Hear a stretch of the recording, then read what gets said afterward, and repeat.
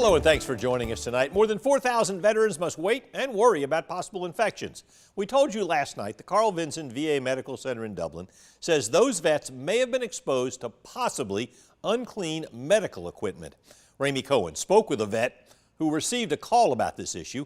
Ramey joins us in studio with more about what he told her.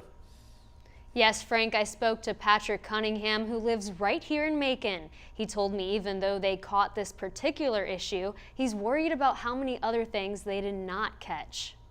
Patrick Cunningham served in the Army for 7 years. As a country that is so quick to send their soldiers and airmen and Marines and sailors to war, they are real chintzy with how they take care of us when we get back. He visited the Dublin VA on January 12th to get labs done. Because of that visit, the VA hospital says he, along with 4,000 other visiting veterans over the last year, may have been exposed to infection. The VA's director announced Wednesday veterans should be tested for bloodborne illnesses like hepatitis B and C and HIV. This doesn't just affect veterans. This affects, people in intimate contact with veterans. If they gave me an infectious disease, I could have given that to my fiance. Cunningham received a robotic call from the Dublin VA Thursday notifying him about the possible exposure. It was crazy. They couldn't even have a human being call me about this. Cunningham says he's not shocked by this situation because he believes there's room for improvement when it comes to taking care of veterans.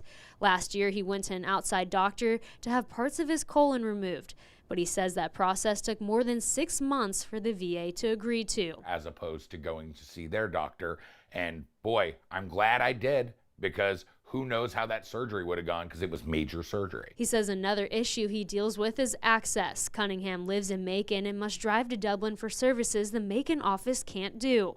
That was the case when he had blood work done in January. It's bad enough that I have to drive an hour away to get even the most cursory of procedures done. The fact that I could go there and potentially just be infected, that's just insult to injury. Cunningham says he doesn't trust the VA, but unfortunately, we have to because we don't have a choice. In a perfect world, I would rather go see a private practice and just have the VA cover me.